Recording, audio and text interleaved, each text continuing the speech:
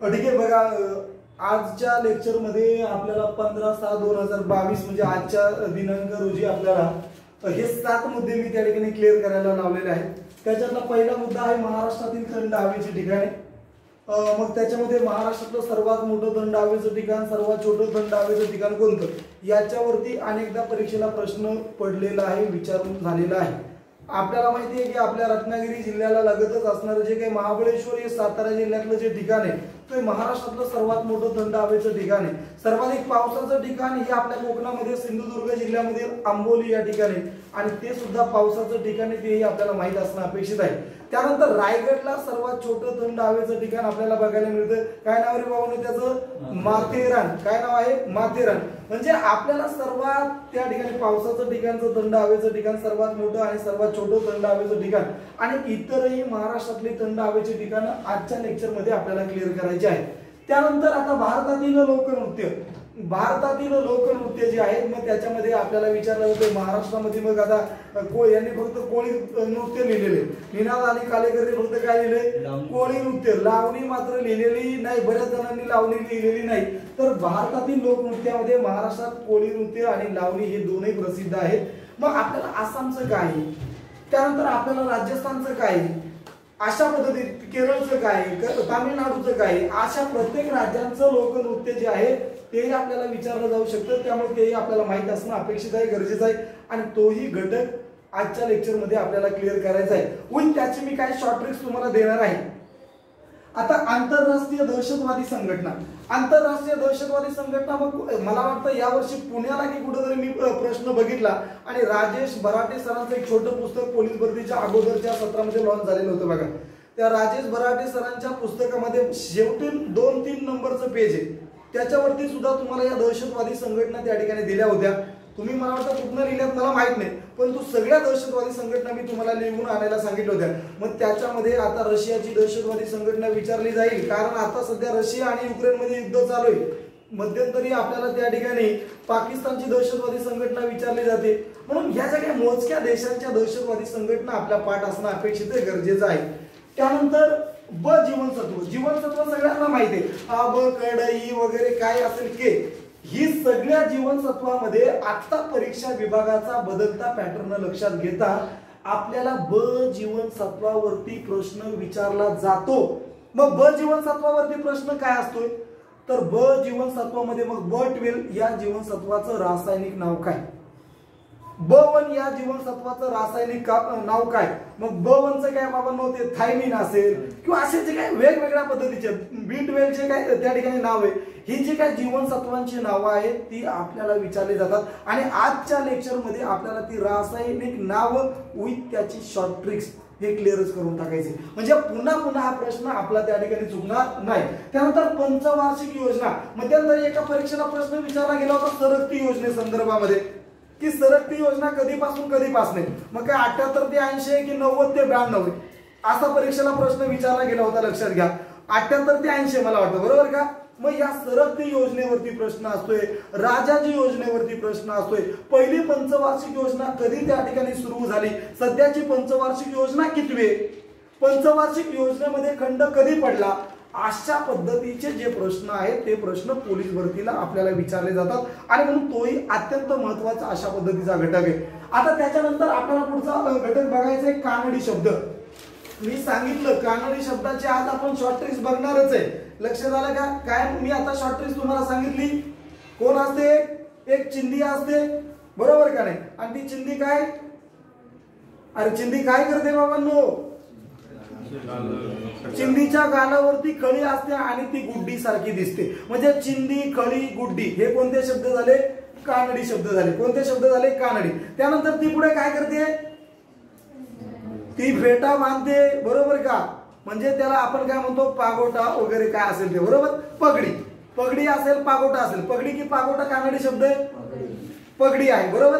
आणि त्याच्यानंतर पुढे काय होते, ती बोला ताई अक्का, काय सांगितलं मी पुढे तुम्हाला, ती स्वयंपाक करण्याचं त्या ठिकाणी नियोजन करते, स्वयंपाकामध्ये काय बनवते, उत्तापा, त्यानंतर भाकरी, त्यानंतर त्यानंतर तूप, त्यानंतर मिसळ की उसळ, उसळ हे सगळं खाण्याचं पदार्थ खाल्यानंतर ते कसं दिसणार आहे? गोलू गोलू दिसणार आहे. कसं दिसणार आहे?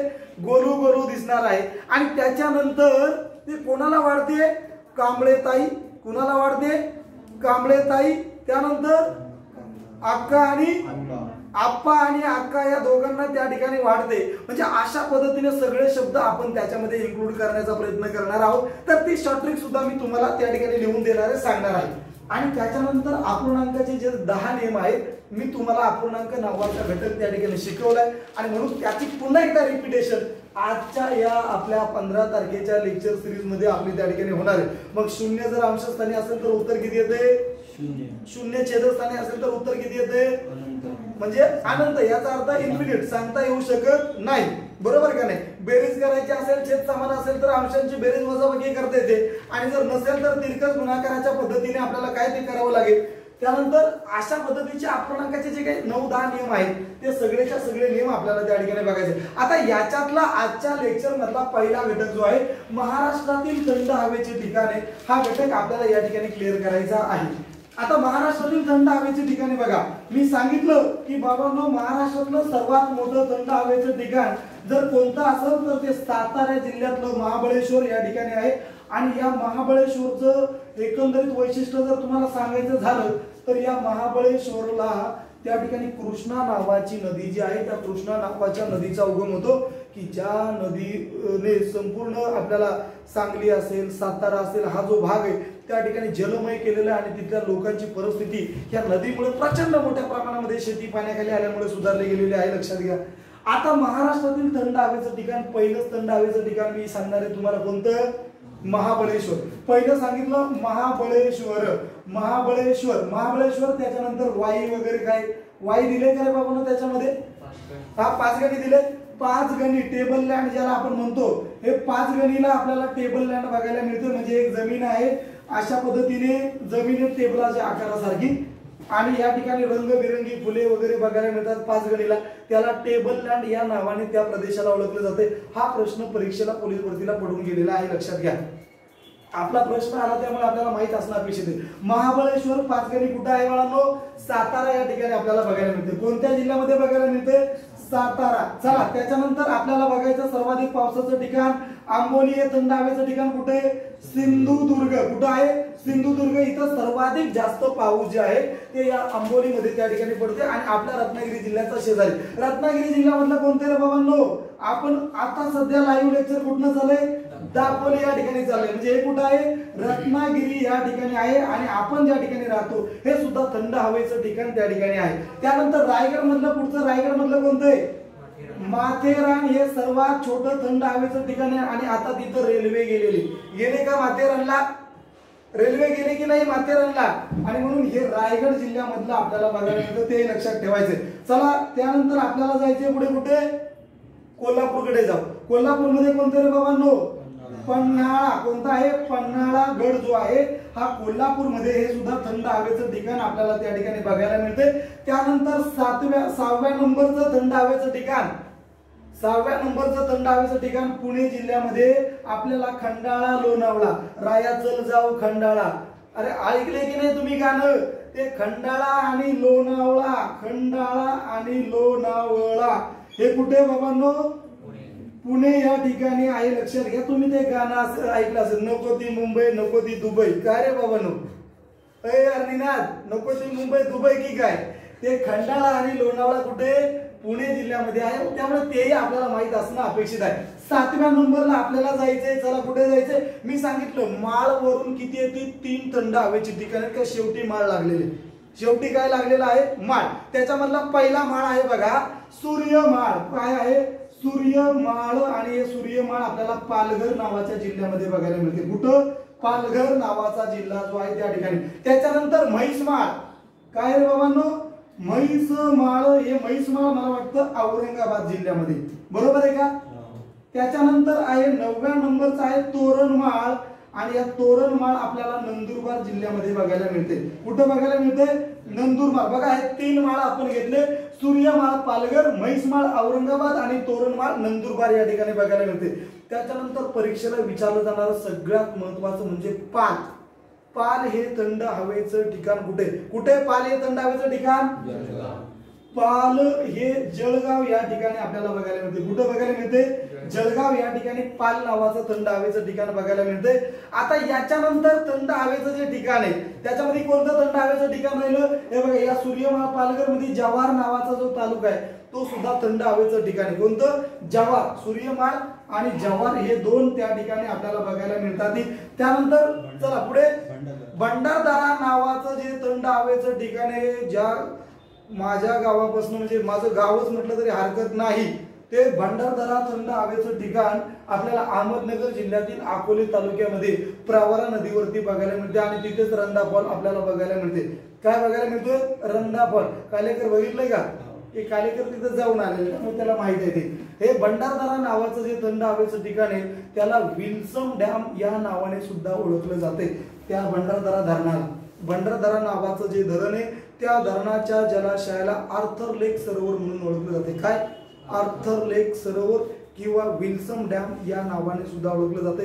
एमपीएससी ला सुद्धा याच्यावरती प्रश्न पडलेले लक्षात घ्या आणि पोलीस भरतीला तर अनेकदा पडलेले. त्यामुळे हा घटक आपल्याला माहित असणं गरजेचं आहे. जे महाराष्ट्रातलं सर्वाधिक उंच कळसुबाई नावाचं शिखर आहे त्या कळसुबाई नावाच्या शिखराच्या अगदी 4-5 किलोमीटर अंतरावरती हे भंडारदरा नावाचं ठिकाण आपल्याला बघायला मिळते. आणि म्हणून कळसुबाई नावाचं शिखर, भंडारदरा हे थंड हवेचं ठिकाण हे आपल्याला अहमदनगर जिल्ह्याच्या पश्चिमेला बघायला मिळतात. म्हणून तोही घटक आपण लक्षात ठेवायचा आहे. त्यानंतर चला पुढचं थंड हवेचं ठिकाण कोणतं आहे? चिखलदरा. चिखलदरा. याच्यावरती तर परीक्षा विभागाचं येणं झालंय, किती वेळा प्रश्न टाकते समजतच नाही. आणि म्हणून चिखलदरा नावाचं जे थंड हवेचं ठिकाण आहे 11व्या नंबरला आपण लिहू त्या ठिकाणी. कुठे रे बाबा? हे चिखलदरा. चिखलदरा नावाचं जे थंड हवेचं ठिकाण आहे अमरावती. मी काल सांगितले तुम्हाला, एक तर याच्यातलं अभयारण्य, व्याघ्र प्रकल्प, थंड हवेचं ठिकाण किंवा आदिवासी जमात या अमरावती जिल्ह्यावरती प्रश्न टाकतोच परीक्षा विभाग. कुठला तरी तुम्ही पेपर बघा, महाराष्ट्रातल्या ज्या 52, 54, 60, 70 युनिट मध्ये ज्या पोलीस भरती होतात कमीत कमी निम्म्या युनिट मध्ये तरी ह्या अमरावती जिल्ह्यातील चिखलदरा, माथेरान, त्यानंतर आपलं चिखलदरा काय रे बाबा नो त्याच्यातलं ते मेळघाट, आदिवासी जमात, व्याघ्र प्रकल्प याच्यावरती गॅरंटेड परीक्षेला प्रश्न बघायला मिळतो. आणि म्हणून हा घटक कुणीही विसरायचा नाही, पाठच करून टाकायचे. हे आपले पाठ असणं अपेक्षित आहे. त्यानंतर आपल्याला नागपूर मधलं थंड हवेचं ठिकाण दिलंय का? नागपूर मधलं थंड हवेचं ठिकाण कोणते? रामटेक नावाचं जे थंड हवेचं ठिकाण आहे 12वा नंबर मी या ठिकाणी लिहितो. रामटेक नावाचं थंड हवेचं ठिकाण जे आहे ते नागपूर मधलं आहे आणि तेही परीक्षेला विचारलं जाते. त्यामुळे तोही घटक आपल्याला लक्षात ठेवायचा आहे. ही अत्यंत महत्वाची थंड हवेची ठिकाणं महाराष्ट्रामधले आहेत आणि ते आपण अजिबातही विसरायचे नाही. याच्यामध्ये आपल्याला त्यानंतर आरनाळा, नरनाळा आणि कर्नाळा अभयारण्यावरती प्रश्न असतो लक्षात घ्या आणि थंड हवेच्या ठिकाणावरती. आता आरनाळा बघा, आरनाळा, त्यानंतर नरनाळा आणि त्यानंतर कर्नाळा. आता मला सांगा आरनाळा कुठे, नरनाळा कुठे आणि कर्नाळा कुठे? तुम्हाला याच्यातला फक्त नरनाळा माहिती आहे. नरनाळा कुठे रे बाबांनो? अकोला या ठिकाणी आहे. कुठं आहे? अकोला. त्यानंतर कर्नाळा कुठे? आपल्या शेजारचा जो काही जिल्हा आहे काय आहे? रायगड या ठिकाणी बघायला मिळते. बघा मुंबई गोवा हायवे वरतीच आपल्याला हा कर्नाळा अभयारण्य बघायला मिळते. ती माकडं वगैरे प्रचंड त्या ठिकाणी असतात. कुणी मुंबईला गेला असेल तर बसने कधी तर तुम्ही बघितलं असेल त्या ठिकाणी. पनवेल पासून तुम्ही इकडे आलात ना की या अभयारण्यामधूनच आपल्याला त्या ठिकाणी जावं लागते. थोडंसं नॉर्मली काहीतरी 1, 2, 3 वळण घाट सेक्शन वाटतोय म्हणजे हे कर्नाळा रायगड मध्ये आहे, तेही आपण लक्षात ठेवायचं आहे. त्यानंतर आरनाळा कुठे बाबांनो? पालघर मध्ये बघायला मिळतो. कुठं बघायला मिळतोय? पालघर. बघा आरनाळा, नरनाळा, कर्नाळा कुठं आहे? अकोला, रायगड, पालघर. अकोला, रायगड आणि पालघर हे तीनही परीक्षेला विचारले जाऊ शकतात. तीनांपैकी एक कुठला तरी विचारला जाऊ शकतोय आणि म्हणून हे सुद्धा सिक्वेन्स नुसार आपण लक्षात ठेवायचे, आपल्या लक्षात राहिलं पाहिजे. आता हे सगळ्यात महत्वाची थंड हवेची ठिकाणे आपल्याला परीक्षेला विचारले जातात. आता बघा परत एकदा मी त्या ठिकाणी रिपीट घेतोय. बघा महाबळेश्वर, पाचगणी, टेबल लँड त्या ठिकाणी सातारा या ठिकाणी आहे. आंबोली सर्वाधिक पावसाचं ठिकाण सिंधुदुर्ग मध्ये. दापोली कोकण कृषी विद्यापीठ आपल्याला सगळ्यांना माहिती आहे आणि म्हणून दापोलीमध्येच आपण त्या ठिकाणी आहे. हे रत्नागिरी जिल्ह्यामध्ये आहे. माथेरान कुठे बाबांनो? रायगड जिल्ह्यामध्ये आहे. त्यानंतर पन्हाळा कोल्हापूर, त्यानंतर खंडाळा लोणावळा कुठे? पुणे जिल्ह्यामध्ये. सूर्यमाळ कुठे? पालघर मध्ये. आणि जव्हार सुद्धा पालघर मध्येच बघायला मिळते. म्हैसमाळ औरंगाबाद मध्ये, तोरणमाळ नंदुरबार मध्ये, पाल हे जळगाव मध्ये आहे, चिखलदरा अमरावती मध्ये आहे, रामटेक नागपूरला आहे, नरनाळा कर्नाळा, पालघर अकोला रायगड. हे आपण त्या ठिकाणी लक्षात ठेवणं अपेक्षित आहे, गरजेचं आहे. सगळ्यांचं पाठ होईल का? हे जर पोलीस व्हायचं असेल तर हे 19-20 करून चालणार नाही, हे पाठांतरच पाहिजे. याच्यावरती प्रश्न कसा आहे फिरून विचारू द्या, हे आपलं त्या ठिकाणी पाठ होणं अपेक्षित आहे, गरजेचं आहे. बऱ्याच जणांनी त्या ठिकाणी लिहिलेलं. याच्यातलं कुठलं महत्वाचं थंड हवेचं ठिकाण राहिले की आता महाराष्ट्रातलं कुठलं महत्वाचं तुम्हाला वाटतंय की थंड हवेचं ठिकाण राहिलं? मला तरी वाटतंय की महाराष्ट्रातील महत्वाच्या थंड हवेच्या ठिकाणांमध्ये ही जी थंड हवेची ठिकाणं आहेत ही अत्यंत महत्वाची आहेत. याच्यामध्ये मी तुम्हाला जे सांगितलं हे चिखलदरा नावाचं थंड हवेचं ठिकाण, त्याच्यानंतर काल तुम्हाला जे राष्ट्रीय उद्यानांमध्ये मी ताडोबा सांगितलं होतं व्याघ्र प्रकल्पांमध्ये, याच्यावरती परीक्षेला प्रश्न असतात बाळांनो. त्यामुळे हे घटक आपण कायमस्वरूपी त्या ठिकाणी पाठच करून ठेवायचे. 3 माळ सांगितले. कोणते रे बाबांनो? सूर्यमाळ, त्यानंतर म्हैसमाळ आणि त्याच्यानंतर तोरणमाळ. म्हैसमाळ म्हटलं की कोकणात काय मशीन आहे इकडे आपल्याकडे लक्षात घ्या. हे जाऊ द्यायचं तिकडं मराठवाड्यामध्ये. कुठं? मराठवाड्यामध्ये कुठं? औरंगाबाद. मराठवाड्याचं मुख्यालय काय? औरंगाबादला आहे म्हैसमाळ. कन्नड या ठिकाणी औट्रम नावाचा घाट कुठं बघायला मिळतो आपल्याला? या आपल्या औरंगाबाद जिल्ह्यामध्येच बघायला मिळतोय. त्याच्यावरती परीक्षेला प्रश्न विचारला जातोय. आपल्याकडे आहेत आंबा घाट. आपल्याकडे कुठला घाट आहे बाबांनो? दापोलीचा हापूस आंबा आहे का रत्नागिरीचा आहे? दापोलीत कमी प्रमाणात आहे. रत्नागिरी राजापूर, खास करून राजापूरचा आहे हापूस आंबा, पण ते काही देत नाही, असं हरकत नाहीये. त्यानंतर आपल्याला आता दुसरा घटक जो आहे तो दुसरा घटक बघायचा आहे, भारतातील लोकनृत्य. शास्त्रीय नृत्य प्रकार आपल्याला बघायचा आहे. आता बघा लोकनृत्यांवरती परीक्षेला कशा पद्धतीचा प्रश्न असतोय आणि जास्तीत जास्त वेळा कशावरती प्रश्न विचारलाय? पहिलंच नाव येईल त्याचं म्हणजे आसाम, आणि आसामचा काय? बिहू. त्यानंतर दुसऱ्या नंबरला नाव येईल राजस्थान. राजस्थान मधलं कोणतं रे बाबांनो? घुमर. हे बघा या आसाम आणि राजस्थान हे इतके आवडलेत परीक्षा विभागाला, आता काय सांगायचं तुम्हाला. हे याची चड्डी याला घालतात, याची चड्डी याला घालतात. म्हणजे एकतर हे विचारलं जाईल नंतर एकतर हे विचारलं जाईल. म्हणजे आपल्याला लक्षातच ठेवायचंय या दोघांपैकीच परीक्षेला प्रश्न असतोय. त्यामुळे हे 2 तर तुमचे तोंडपाठ पाहिजे. कोणते? आसाम आणि राजस्थान. त्यानंतर तुम्हाला विचारलं जाईल पुढचं, बोला आता केरळ. केरळ आणि तामिळनाडू म्हटलं नाही म्हटलं. केरळ आणि तामिळनाडू का इथं ते बघा अट्ट्यम मट्ट्यम असले जी नावं आहेत ना, ही सगळी केरळ आणि तामिळनाडू मध्ये आपल्याला बघायला मिळतात. म्हणजे महाराष्ट्रापासून खाली जसे कन्नड म्हणजे कानडी वगैरे भाषा आपण जे बोलतोय ना, ते बघा ते मध्यंतरी जे जयललितांनी तो पक्ष स्थापन केला होता, कोणतरी बाबांनो? अण्णा द्रविड मुंडेत्रम कळघम. म्हणजे अशा पद्धतीचे कळघम, अट्टम असे जे नाव आहेत ना, ही केरळ आणि तामिळनाडू मध्ये आपल्याला बघायला मिळतात. आणि म्हणून आता केरळ मधला कोणतं त्या ठिकाणी आपल्याला लोकनृत्य बघायला मिळतंय? कोणतं?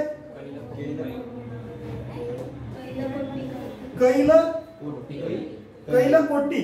असू द्या, ते नावच लिहित नाही मी, ते तुम्हीच लक्षात ठेवा आता. कैलकोट्टी. आणि तामिळनाडू मध्ये कोणतं?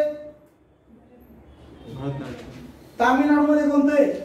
भरतनाट्यम आणि कैलकोट्टी. आता हे कैलकोट्टी केरळमध्ये तुम्ही ते लक्षात ठेवायचं. तामिळनाडू मधलं भरतनाट्यम हे तुम्हाला त्या ठिकाणी लक्षात ठेवणं अपेक्षित आहे, गरजेचं आहे. त्यानंतर बोला पुढचा, आधी कोणत्या राज्यावरचा प्रश्न परीक्षेला विचारला जातोय? कर्नाटक मधला काय आहे बाबांनो? यक्षगान की काय? यक्षगान का? कर्नाटक मधला कोणता आहे? यक्षगान. कर्नाटक मधला आहे यक्षगान. याच्यावरती परीक्षेला प्रश्न. महाराष्ट्राचं तर माहिती सगळ्यांना काय रे बाबांनो? लावणी आणि कोळी नृत्य. महाराष्ट्राचं काय लिहायची गरज आहे का? नाही. लावणी आणि कोळी नृत्य महाराष्ट्राचं तुम्हाला त्या ठिकाणी माहित आहे. त्यानंतर तुम्हाला ओडिसाचं ओडिशीच आहे, ते सुद्धा लिहिण्याची गरज नाही. ओडिसाचं काय आहे? ओडिसी. आणि आंध्र प्रदेश आणि तेलंगणाचं परीक्षेला विचारलं जाऊ शकते. आंध्र प्रदेश आणि तेलंगणाचं एकच येणार आहे. आंध्र प्रदेश आणि तेलंगणाचं कोणतं रे बाबांनो? कुचीपुडी. कोणतं आहे? कुचीपुडी. ते बघा ते हे घेऊन विकायला येतात, ते आपलं काय बोलतो त्याला आपण, ते कापड वगैरे बघा, शर्ट कापड आणि ते जाळ वगैरे काढून दाखवतात आपल्याला खालून, कापड जळत नाही वगैरे असलं लायटर वगैरे लावून दाखवतात. तुम्ही बघितले का कधी? असे दारावरती विकायला येतात बघा, ते कुचीपुडी कुचीपुडी ते असं बोलतात. तुम्ही ते नाव जर ऐकलं असेल ना, आमच्याकडे येतात, मी बघितलेलं, मला माहिती आहे. ते दारावरती येतात आणि काय चिकू कुचीपुडी असं काय आपलं ते बोलत जातात.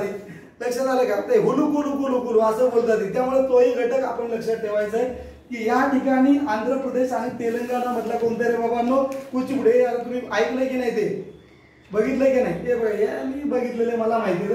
आंध्र प्रदेश, कर्नाटक, तामिळनाडू, केरळ, राजस्थान, आसाम याच्यावरती शक्यतो परीक्षेला प्रश्न विचारले जातात. आणि म्हणून हे 4-5 घटक जे आहेत हे एकदा पाठ केले ना तुम्ही का बाकीचं आपोआप होते. बाकीचं आपोआप होतं म्हणजे याच्या मधला नाही याचा अर्थ बाहेरचा आहे, याच्या मधला नाही याचा अर्थ कुठला आहे, बाहेरचा आहे. हे आपण लक्षात ठेवायचं आहे. म्हणजे याही घटकावरती परीक्षेला प्रश्न पडतो, तोही आपण त्या ठिकाणी लक्षात ठेवणं अपेक्षित आहे, गरजेचं आहे. चला, आपल्याला 1च तासामध्ये सगळं हे उरकवायचंय. त्याच्यानंतर आपल्याला पुढचा घटक बघायचा आहे. कोणता बघायचा रे बाबांनो? पुढचा घटक बोला, कोणता बघायचा आहे? दहशतवादी संघटना. हा बघा, दहशतवादी नावाच्या ज्या संघटना आहेत या दहशतवादी संघटना कोणकोणत्या बघायला मिळतात आपल्याला? देश आणि त्यांच्या संघटना, देश आणि संघटना. चला, आपल्याला भारताची तर कमीत कमी माहित पाहिजे. भारताची दहशतवादी संघटना कोणती आहे? Raw, research and analysis wing. कोणता देश आहे? भारताची रिसर्च अँड अनालिसिस विंग. त्यानंतर कोणते आधी 1-2 आहेत ना? सीबीआय, तपास यंत्रणा आहे, बरोबर का? Central bureau of investigation. त्यानंतर इन्व्हेस्टिगेशन काय बाबांनो? ब्युरो, असं नाव आहे का? आयबीचं इन्व्हेस्टिगेशन ब्युरोच आहे ना? हा, म्हणजे सीबीआय, आयबी, रॉ हे जे आहेत, आयबीचं इन्व्हेस्टिगेशन ब्युरो नाव आहे, इंटेलिजन्स काहीतरी असेल, इंटेलिजन्स ब्युरो, सॉरी, आयबीचं इंटेलिजन्स ब्युरो आहे, इन्व्हेस्टिगेशन नाही, इंटेलिजन्स ब्युरो आहे. तोही घटक आपल्याला लक्षात ठेवणं अपेक्षित आहे, गरजेचं आहे. म्हणजे भारताबद्दल आपल्याला माहिती आहे. चला, याचं जाऊ द्या विषय. भारताबद्दल आपल्याला माहित असेल तर आपल्याला सगळ्यात पहिली गोष्ट माहित पाहिजे पाकिस्तान. पाकिस्तानची कोणती रे बाबांनो? ISI. पाकिस्तानचे ISI. आपल्याला परीक्षेला ISI चा फुल फॉर्म विचारला जाईल. ISI चा फुल फॉर्म काय रे बाबांनो? Inter services intelligence. म्हणजे ही पाकिस्तानची जी आहे ना, ही महत्वाची आहे. कारण आपल्याला माहिती आहे कसा घुसला होता, माहिती आहे ना, 2008चा तो आपल्याला थरार आज आपल्याला डोळ्यासमोर येतोय. कसा डायरेक्टली आपला गेटवे ऑफ इंडिया, ज्याची निर्मिती, ज्याची स्थापना कधी झालेली आहे? 1911. कधी झालेलं? 1911. त्या गेट ऑफ इंडियाला तो त्या ठिकाणी असणार हॉटेल कोणतं रे? ताज हॉटेल मध्ये घुसलं होतं. आणि त्याच्यामध्ये मग आपले अनेक अधिकारी, त्यानंतर होमगार्ड असतील, काही पोलीस कर्मचारी असतील, ते त्याच्यामध्ये शहीद झाले होते, मारले गेले होते. त्यामुळे तो घटक आपण कायमस्वरूपी लक्षात ठेवायचा. हे पाकिस्तानची ही ISI नावाची जी दहशतवादी संघटना आहे ती आपण त्या ठिकाणी लक्षात ठेवणं गरजेचं आहे. त्यानंतर मोवाद अशा पद्धतीची काहीतरी एक दहशतवादी संघटना आहे बघा. मोवाद की काय असं आहे का? मोसाद. मोसाद कुठले रे बाबांनो? इस्रायलची मोवाद नावाची जी दहशतवादी संघटना, याच्यावरती परीक्षेला प्रश्न या वर्षी पडला गेला होता पोलीस भरतीने. त्यामुळे ही मोसाद का काय जी आहे ती आपण लक्षात ठेवणं अपेक्षित आहे, गरजेचं आहे. रशियाची कोणती रे? रशिया, KG आणि B. KGB कुठले? KJB आहे का? असू द्या, KJB ही रशियाची आहे. बघा, रशिया, इस्रायल, त्याच्यानंतर पाकिस्तान, त्यानंतर इसिस कुठले रे बाबांनो? इसिस कुठले? सिरियाची कुठले? मग सिरिया आणि इराक. सिरिया आणि इराकची कोणती आहे? इसिस. ही जी आहे ती आपल्याला लक्षात ठेवायची. सिरिया आणि इराक या देशाचे आहे. याच्यावरती परीक्षेला प्रश्न विचारला जाऊ शकतो, तोही आपण लक्षात ठेवायचं आहे. त्यानंतर आपल्याला अधिक कुठली? इजिप्तची कुठले रे? मुस्लिम ब्रदरहुड की काय असं आहे की नाही? ब्रदरहुड की असं काही आहे की नाही? मुस्लिम ब्रदरहुड कुठल्या देशाची आहे? इजिप्त. आपण लक्षात ठेवायचं. आपल्याला सगळं ते काय डिझेल वगैरे काय आपण म्हणतो ना, ते इराण, इराक, इजिप्त तिकडनं त्या ठिकाणी आपल्याला पोहोच होते. म्हणजे ह्या महत्वाच्या दहशतवादी संघटना बाकीच्या काही आहेत परंतु ह्या 2-4 महत्वाच्या त्या आपण त्या ठिकाणी लक्षात ठेवायचं. सगळ्याच गोष्टी काही वाचनाने त्या ठिकाणी करायच्या, सगळ्याच पाठांतर होणार नाही, पण ह्या छोट्या छोट्या ज्या गोष्टी ज्या महत्वाच्या त्या मात्र तुमच्या पाठ असणं अपेक्षित आहे, गरजेचं आहे. ठीक आहे. चला आता या दहशतवादी संघटना सुद्धा आपण या ठिकाणी बघितलेल्या आहेत. त्यानंतर आपल्याला बघायचंय पुढचं, तो म्हणजे विज्ञानचा भाग आपण सांगितला होता. आज कुठला रे? जीवनसत्व. जीवनसत्व नावाचा जो घटक आहे लक्षात घ्या, हा परीक्षेला वारंवार विचारला जातोय. आणि याच्या अगोदर जीवनसत्वावरती प्रश्न जो असायचा ना, तो मग तुम्हाला जीवनसत्वाच्या अभावामुळे होणारे रोग, मग अजीवनसत्व, क जीवनसत्वाच्या अभावामुळे मग स्कर्वी, ब जीवनसत्वाच्या अभावामुळे मग बेरीबेरी, मग ड जीवनसत्वाच्या अभावामुळे मुडदूस, हे जे काही रोग आहेत ते पहिले विचारले जायचे. परंतु आता झालंय काय, परीक्षेचा पॅटर्नच चेंज झालेला आहे. तुम्ही बघितला या वर्षाचा 2021 ला जो मुंबईचा पेपर झाला, याच्या अगोदरचे जर तुम्ही मुंबईचा पेपर बघितला, ज्याचा अभ्यास चांगला आहे ते 90, 85, 90 असे मार्क 100% घेऊ शकत होता. परंतु या वर्षाच्या पेपरने मात्र सगळ्यांचं त्या ठिकाणी म्हणजे कान उघडणी केलेली अशा पद्धतीचा पेपर होता. आणि म्हणून आता आपल्याला सुद्धा तशा पद्धतीने खोलात जाऊन अभ्यास करणं अपेक्षित आहे. मी सांगितलं होतं की ब जीवनसत्व जे आहे, या ब जीवनसत्वाबद्दल तुम्हाला ब जीवनसत्वाचे एकूण उपप्रकार जे आहेत आणि त्यांची रासायनिक नावं जी आहेत, ती रासायनिक नावं मी तुम्हाला त्या ठिकाणी पाठ करून यायला सांगितले होते, लिहून आणायला सांगितले होते. पहिली घटक लक्षात घ्या की जीवनसत्व नावाचा जो घटक आहे, या जीवनसत्वाचा शोध डॉक्टर फुंक यांनी लावलेला. कोणी लावलेला आहे? डॉक्टर फुंक. आणि आणखी एका लेखकाचं नाव त्या ठिकाणी येतंय. काय नाव रे बाबांनो त्याचं? आधी एका लेखकाचं नाव त्या ठिकाणी येतंय. तुम्ही लिहिलंय का? काय नाव आहे बाबा? निना तू नाही लिहिलंय का? मला फुंक पाठ आहे, आधी दुसरा पण पाठ आहे, पण माझ्या लक्षात येऊन आहे. काय लिहिलंय का तू? हॉपकिन्स. हा, हॉपकिन की काय आहे? हॉपकिन की काय? हॉपकिन की हॉपकिन काहीतरी आहे. आता मला त्याचं नाव परफेक्ट माहित नाही, असू द्या, पण मला फुंक यांचं शोर माहिती आहे, डॉक्टर फुंक. ठीक आहे. ब जीवनसत्वाचा शोध 1912 ला लागलेला आहे. 1911 ला आपल्याला माहिती आहे की राष्ट्रगीत सर्वात पहिलं गायलं गेलं. राष्ट्रगीत सर्वात पहिलं कधी गायलं गेलं? 1911 ला. आणि 1912 ला डॉक्टर फुंक यांनी जीवनसत्वाचा शोध लावला. आणि मग तोही घटक आपण त्या ठिकाणी लक्षात ठेवणं अपेक्षित आहे. आता बघा, जीवनसत्व ब चा जर विचार केला तर B1 नावाचं जीवनसत्व आपल्याला बघायला मिळते. कोणतं बघायला मिळतं? त्याला B1 म्हटलं जातं किंवा B1 म्हटलं तरी हरकत नाही. B1 जीवनसत्वाचं रासायनिक नाव आहे थायमिन. काय नाव आहे? थायमिन. हे B1 जीवनसत्वाचं रासायनिक नाव आहे. त्यानंतर B2 नावाचं जे जीवनसत्व आहे, त्या B2 नावाच्या जीवनसत्वाचं रासायनिक नाव काय आहे बाबांनो? बोला काय आहे? हा, रायबोफ्लेविन आहे का? रायबोफ्लेविन. रायबोफ्लेविन. त्यानंतर B3 नावाचं जीवनसत्व आहे, त्याचं रासायनिक नाव काय आहे?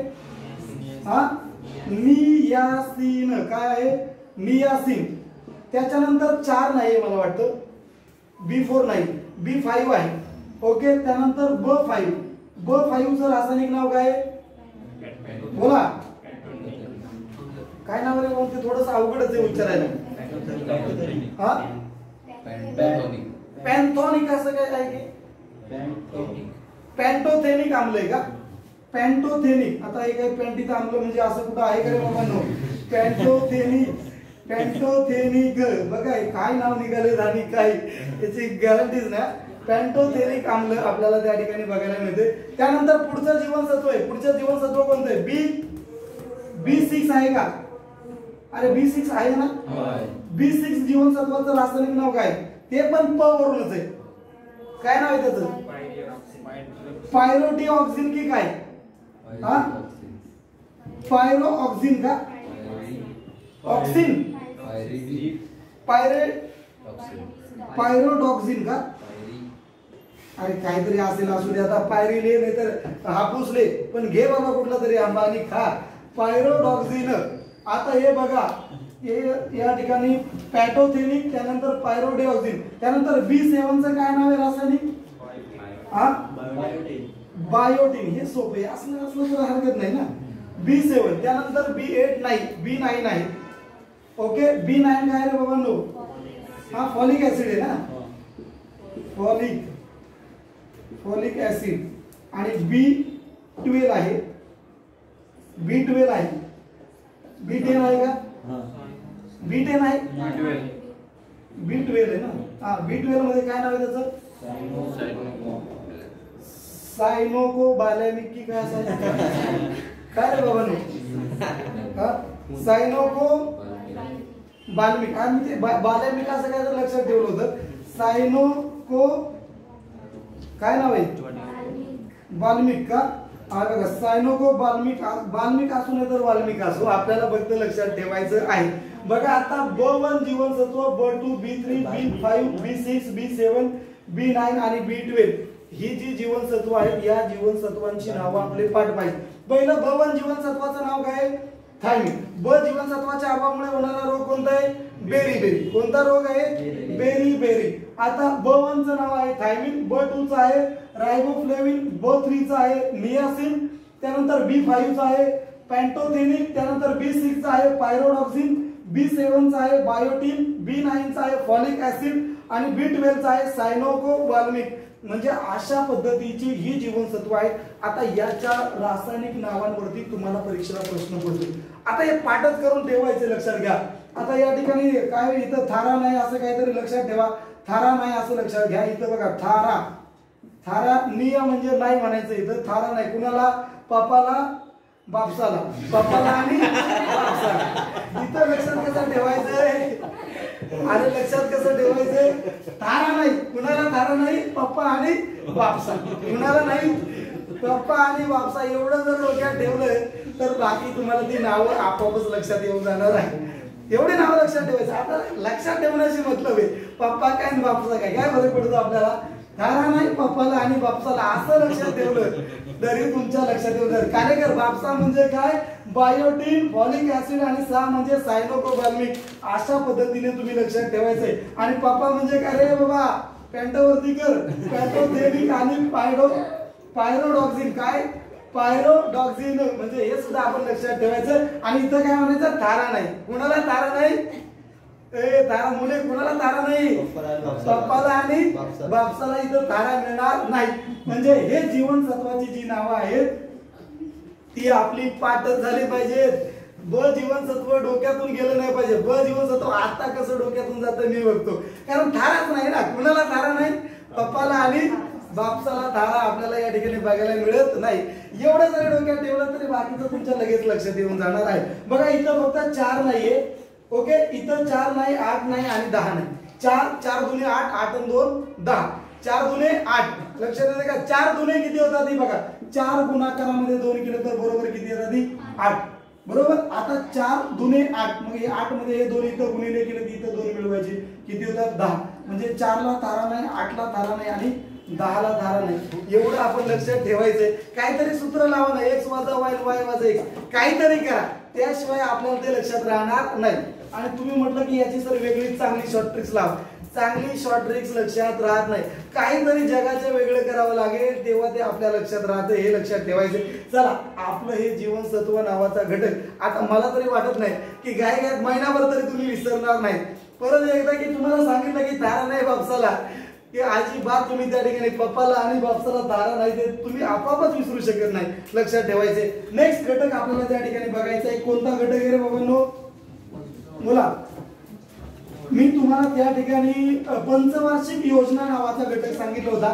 आता बघा, पंचवार्षिक योजना नावाचा जो घटक आहे आपल्याला लक्षात फक्त इथं काय ठेवायचंय की पंचवार्षिक योजनेला सुरुवात जी आहे ती 1951 ला झाली. 1951 ते 1956 पर्यंत पहिली पंचवार्षिक योजना सुरू. सरकती योजना 78 ते 80 ला आहे. त्यावेळेचे आपलं 78च्या दरम्यान काय नाव त्यांचं पंतप्रधानांचं? 77 ला सरकार पाडलं होतं बघा त्यांनी. 77 ला सरकार पाडलं होतं. मला आता नाव लक्षात येऊ नाही राहिलं, परंतु 77 मध्ये ते सरकार पडलं. ठीक आहे. आपल्याला पहिल्या पंचवार्षिक योजनेमध्ये देशाचे पंतप्रधान किंवा देशाचे प्रमुख त्यावेळेस कोण होते? पंडित जवाहरलाल नेहरू. तो घटक आपल्याला लक्षात ठेवायचा. त्याच्याबद्दल परीक्षेला प्रश्न विचारला जाऊ शकतो. आणि सध्या पंचवार्षिक योजना कितवी चालू आहे? कितवी? 13वी का कितवी पंचवार्षिक योजना आहे? ते बघा, तुम्ही लिहिले का? 13वी पंचवार्षिक योजना झाली. हा घटक पाहून एक पंचवार्षिक योजना घ्यायचं झालं तर याच्यात प्रचंड वेळ आपला निघून जाणार आहे, म्हणून मी एक पंचवार्षिक योजना आता काही घेत नाही. आपल्याला जायचंय आता कानडी शब्दांकडे. कुठं जायचंय? कानडी शब्द मराठीतला भाग आहे बघा. कानडी नावाचा शब्द जो आहे, मी तुम्हाला शॉर्ट ट्रिक्स काय सांगितले रे?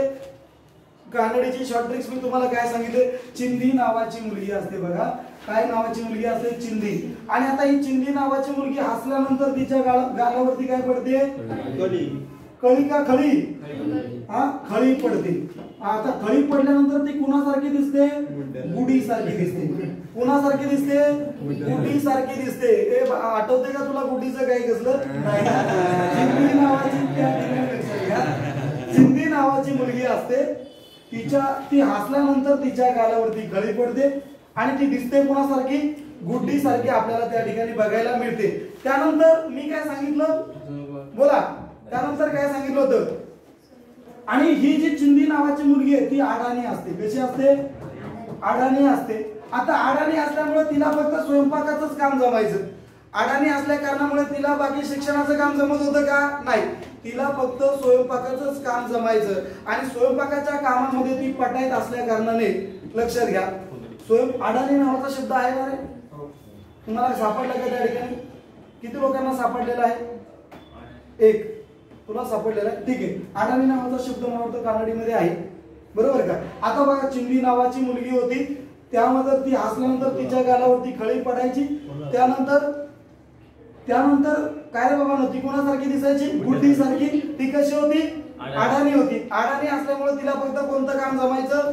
स्वयंपाक. आता स्वयंपाकामध्ये बघा ती काय काय करायची? भाकरी करायची. काय करायची? भाकरी. स्वयंपाकामध्ये मात्र ती तरबेज होती. भाकरी करायची, उत्तप्पा करायची. त्यानंतर काय करायची? उसळ करायची. बघा काय करायची? उसळ. गाईचं तूप सुद्धा ती काढायची. म्हणजे एवढी तरबेज होती बघा. भाकरी करायची, उत्तप्पा करायची, उसळ, तूप. इडली सुद्धा तिला जमायची. काय जमायची? इडली जमायची. इडली नावाचा शब्द आहे का? असू द्या, हरकत नाही. हा शब्द जरी नसेल तरी इडली सुद्धा तिला जमायची. त्यानंतर याच्या बरोबर अधिक तिला काय जमायचं निनाद? याच्या बरोबर तिला अधिक काय जमायचं? बोला. याच्या बरोबर तिला अधिक काय जमायचं? अरे सँडविच वगैरे ते बनवत असेल ती, असू द्या, बनवू द्या. हा, खोबरे काय? आता ती काय खोबरे बनवलं की काय? खोबऱ्याची चटणी बनवायची. काय बनवायची? खोबरे. हा, खोबऱ्याची त्या ठिकाणी चटणी बनवायची. बरं ठीक आहे. आता हे सगळं बनवल्यानंतर लक्षात घ्या, हे सगळं बनवल्यानंतर ती काय करायची? हे सगळं बनवल्यानंतर ती कांबळे ताई जी आहे ना, कांबळे ताई. आता या कांबळे ताईला आणि कुणाला अधिक? कांबळे ताईला आणि कुणाला?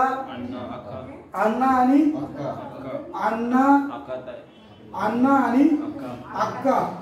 अण्णा आणि अक्का यांना हे जेवण त्या ठिकाणी द्यायची. त्याच्यामध्ये या जेवण बनवण्यासाठी तिला बघा खलबत्ता लागायचा. तिला जेवण बनवण्यासाठी काय लागायचा? खलबत्ता.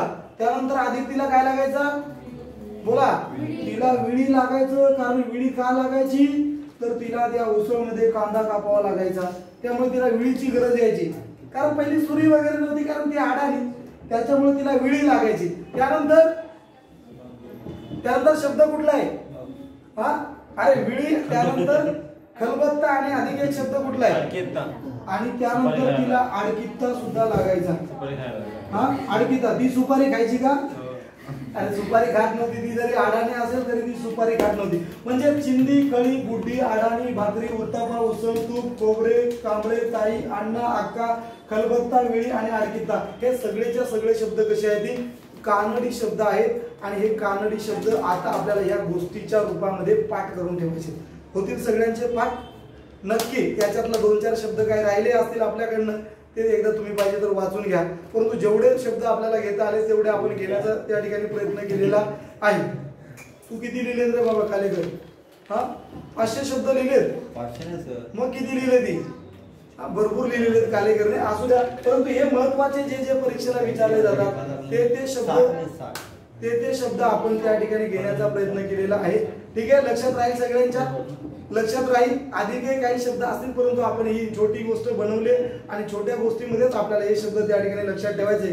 त्यानंतर गणिताचा भाग आपण त्या ठिकाणी मला वाटतं आत्ताच मी तो घटक शिकवलेला आहे, त्यामुळे तो काय परत एकदा समजावून सांगण्याची मला वाटत नाही की आवश्यकता आहे, कारण आता 4 दिवसापूर्वीच तो आपण त्या ठिकाणी डिस्कस केलेला आहे. आजचा लेक्चर मला वाटतं या ठिकाणी आपण जे महत्त्वाचे घटक दिले होते तुम्ही सगळ्यांनी जर परफेक्ट केले असतील आणि यात सांगितलेल्या शॉर्ट ट्रिक जर तुम्ही लक्षात ठेवल्या, विशेष करून कशाची शॉर्ट ट्रिक्स लक्षात ठेवायचे, ब जीवनसत्वाची जर त्या ठिकाणी जर तुम्ही शॉर्ट ट्रिक्स लक्षात ठेवली तर मला वाटतं त्याच्यावरचा प्रश्न परत तुमचा त्या ठिकाणी चुकणार नाही. तुर्तास आजच्या लेक्चर मध्ये आपण या ठिकाणी थांबूया, राहिलेला भाग आपण नेक्स्ट लेक्चर मध्ये क्लिअर करूया. ठीक आहे.